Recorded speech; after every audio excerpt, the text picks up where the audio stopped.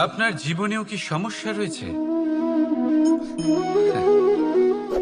অবশ্যই থাকবে।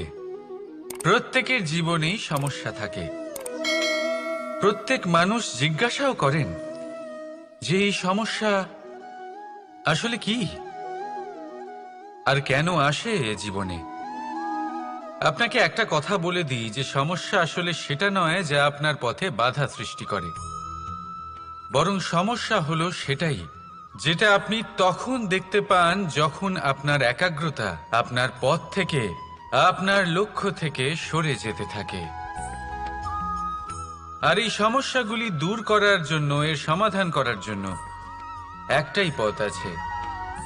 নিজের সমস্ত ভাবনা আরো একবার একাগ্র করুন নিজের পথের দিকে, নিজের লক্ষ্যের দিকে। আপনার সমস্ত ভাবনা যদি কেন্দ্রীভূত হয় নিজের লক্ষ্যে, তাহলে এই সমস্যা দূরে থাকবে।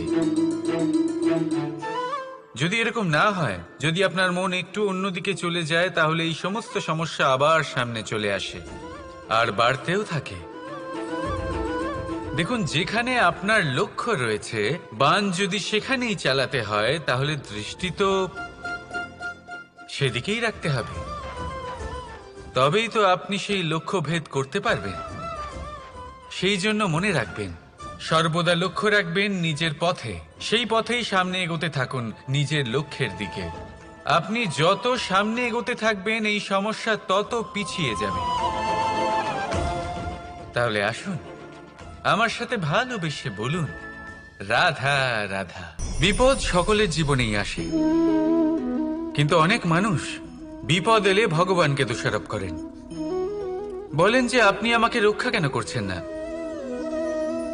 আপনার প্রতি আমার মনে অপার ভক্তি, সর্বদা আপনার জপ করি, তাও আপনি না আমাকে এই বিপদ মুক্ত হওয়ার কোনো পথ দেখাচ্ছেন, না এই বিপদ থেকে আমাকে বের করছেন।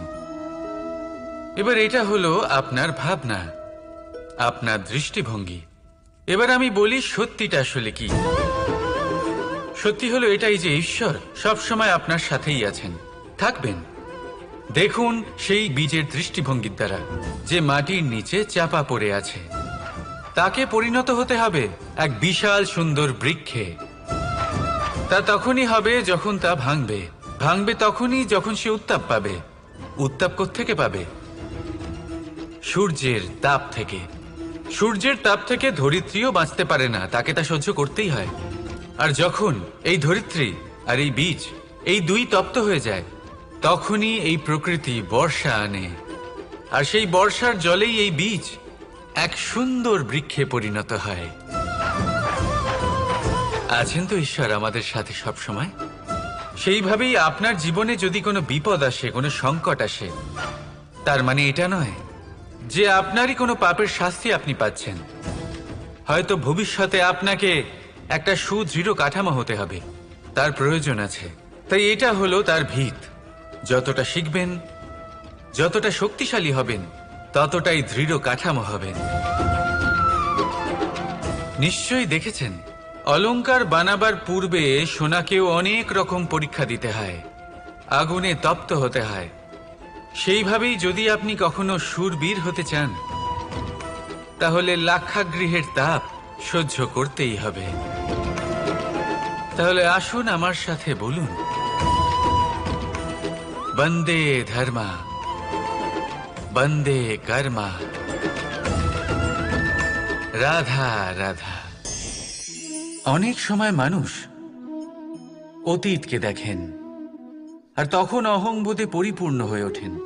কখনো বর্তমানের দিকে তাকান, ভবিষ্যতের দিকে তাকান আর পরিতৃপ্তিতে ভরে ওঠেন। কেন বুঝতে পারেন না একটা সহজ কথা? এই যে সৃষ্টি, এই সৃষ্টি হলো একটা বড় চক্র, যা বারংবার আপনার কাছে ফিরে আসবেই। কঠিন থেকে কঠিনতর পরীক্ষায় আপনাকে নিযুক্ত করবে, যাতে আপনাকে উত্তীর্ণ হতেই হবে। যা কাল ছিল তা আজ নেই, এটা সবাই জানেন। যা আজ আছে তা হয়তো কাল থাকবে না, এটাও আপনাকে মেনে নিতে হবে, তাও আবার হাসি মুখে। শান্ত থাকতে শিখুন আর কখনোই মনের মধ্যে অহংকার উৎপন্ন হতে দেবেন না। হতে শিখুন সেই হিমবাহের মতো।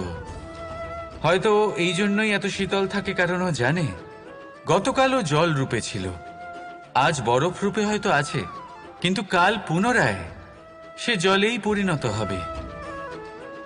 নিজেকে শান্ত রাখুন।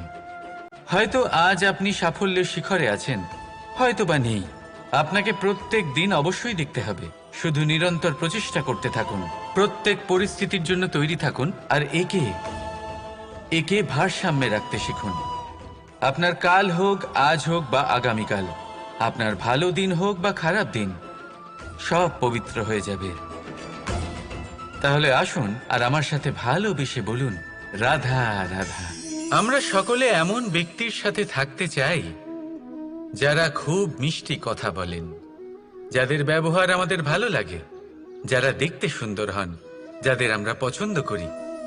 আর সবসময় এমন ব্যক্তির থেকে দূরে থাকতে চেষ্টা করি যাদেরকে আমরা পছন্দ করি না, যাদের কথা আমাদের খারাপ লাগে, যাদের কথা একটু কঠোর হয়। আমরা সবসময় চেষ্টা করি এদের থেকে দূরে থাকার, ঠিক কিনা? কিন্তু যদি বাস্তবটা দেখি, তাহলে এই কঠোরতা জীবনে শান্তির প্রলেপ দেয়। ওষুধও একটু কড়াই হয়, কিন্তু এ কি করে? আমাদের সুস্থ করে তোলে। ঠিক সেইভাবেই ভালোবাসার এই অধ্যায় একটু কঠিন, একটু কড়াও মনে হতে পারে, কিন্তু এর ফল সবসময় আপনাদের স্বাস্থ্যের পক্ষে ভালোই হয়। সেই জন্য যদি কেউ আপনার নিন্দে করে, আপনাকে কড়া কথা শোনায়, আপনার ব্যাপারে আলোচনা করে, তার মানে এটা নয় যে সে আপনার শত্রু। হতে পারে তিনি আপনার বন্ধু হন, আপনার জন্য ভালো চান, আপনাকে শুধরে নিতে চান, আপনার মধ্যে কোনো পরিবর্তন দেখতে চান। সেই জন্য কখনো কারোর কথা শুনে বা কাউকে দেখে প্রাথমিকভাবে এই সিদ্ধান্ত নেবেন না যে তিনি আপনার শত্রু হন নাকি আপনার বন্ধু হন। এমনও শত্রু হয়ে থাকেন যে গুড়ের মতো মিষ্টি মিষ্টি কথা বলে আসলে আপনাকে বিষ পান করিয়ে দেবেন। আর এমনও বন্ধু থাকেন যারা আসলে নিমের মতো কড়া কথা বলেন কিন্তু আপনাকে অমৃত পান করান। এদের মধ্যে পার্থক্য করতে জানতে হবে, কে আসলে শত্রু হন আবার কে আসলে মিত্র হন। এই পার্থক্য যখন আপনি করতে শিখবেন, তখন আপনি এই সংসারের সব থেকে সুখী প্রাণী হয়ে উঠবেন। এই পার্থক্য বোঝা সহজ নয়, কিন্তু অবশ্যই আবশ্যক। রাধা রাধা। কাল, আজ, কাল, এই চক্রেই মানুষের সম্পূর্ণ জীবন অতিবাহিত হয়। আর মানুষ কি করেন? মানুষ ভাবতে থাকেন গতকালের বিষয়ে, ভবিষ্যতের বিষয়ে। কাল উনি ভাবছিলেন আজকের বিষয়ে, আজ উনি সেই সময় পার করছেন, আর আজ কি করছেন? চিন্তা করছেন ভবিষ্যতের বিষয়ে। তাহলে কি দাঁড়ালো? কাল আমরা নষ্ট করলাম আজকের চিন্তায়, আজ নষ্ট করছি ভবিষ্যতের কথা ভেবে, আর কাল যখন আসবে তাকেও আমরা এইভাবেই নষ্ট করে দেব। আর কত সময় নষ্ট করবেন? দেখুন, বর্তমানকে চিন্তা করে নষ্ট করবেন না। আজ কর্ম করুন। যদি আজ কর্ম করেন তাহলে আপনার ভবিষ্যৎ যতই খারাপ হোক না কেন তা অবশ্যই ঠিক হবে।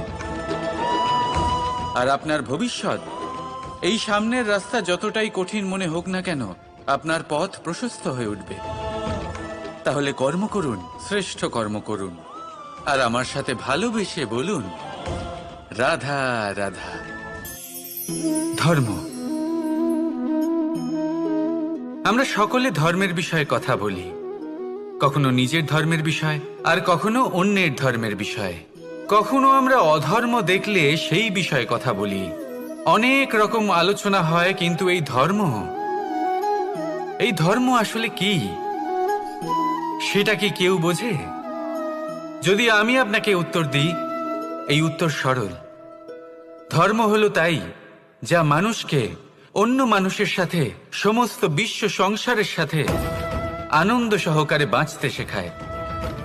সেই জন্য আপনি যদি কখনো কোনো ধর্মীয় স্থানে যান, সেই ধর্মীয় স্থানে গিয়ে আপনার শান্তির অনুভূতি হয়, তাই না?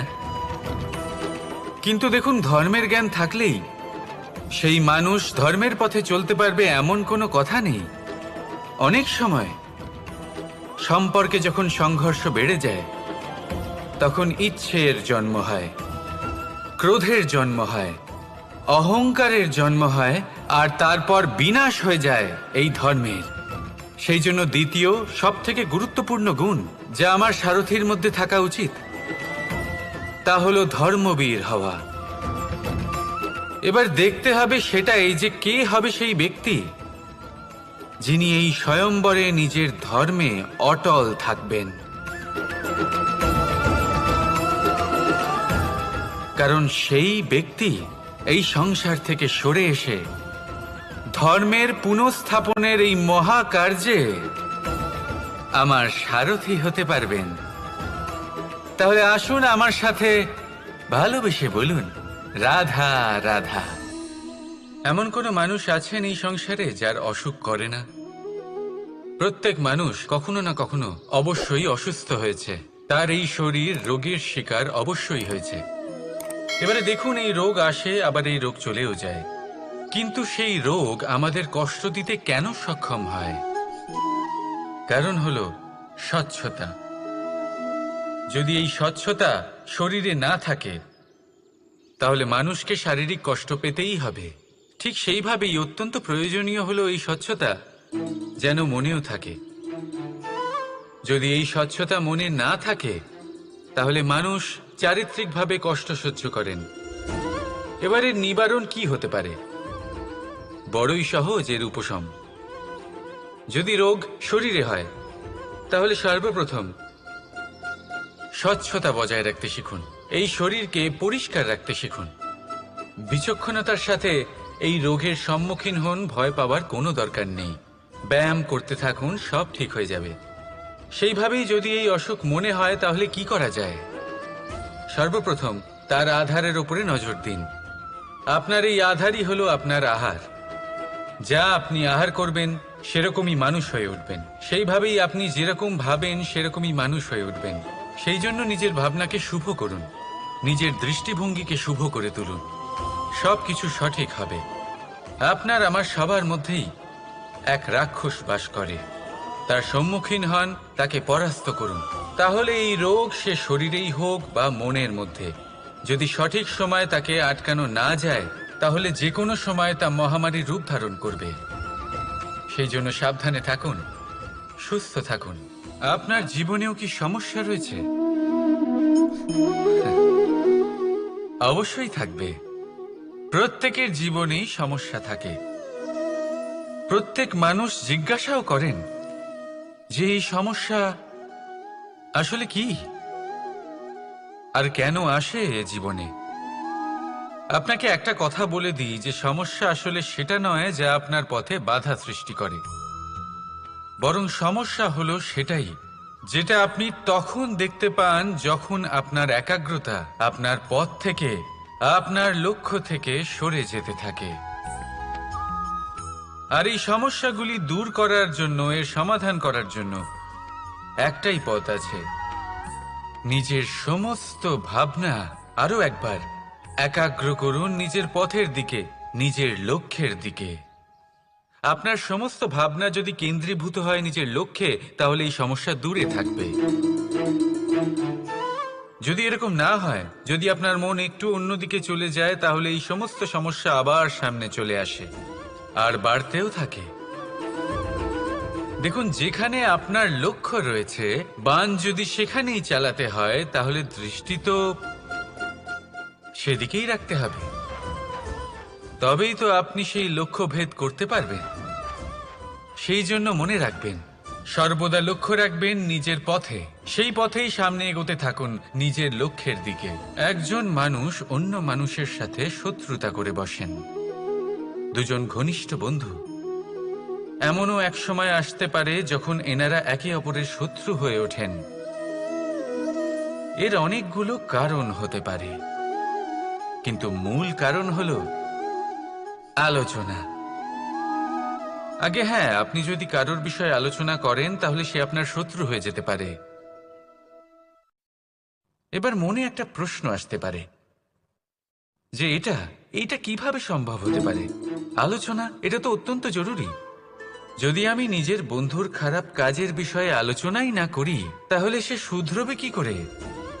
এ কথা সত্যি যে আলোচনা আবশ্যক, কিন্তু তার থেকেও বেশি গুরুত্বপূর্ণ এবং আবশ্যক হলো আপনার এই সিদ্ধান্ত।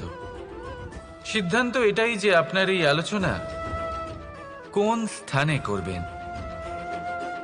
যদি এটা সবার সামনে করবেন ভাবেন, তাহলে তা অপমানও হয়ে যেতে পারে। যদি এটা আলাদাভাবে করেন, তাহলে তা পরামর্শ হয়ে যায়। অপমান কেউ স্বীকার করতে পারেন না, কিন্তু পরামর্শ সকলের ভালো লাগে। তাহলে যদি আপন কারোর জন্য ভালো কিছু চান, কাউকে শুধরে দিতে চান, আর আপনার মনে হয় আলোচনা আবশ্যক, তাহলে সর্বপ্রথম সময়, পরিস্থিতি আর স্থানের কথা মনে রাখবেন। নয়তো এই আলোচনা আপনাকে খুব ভোগাতে পারে।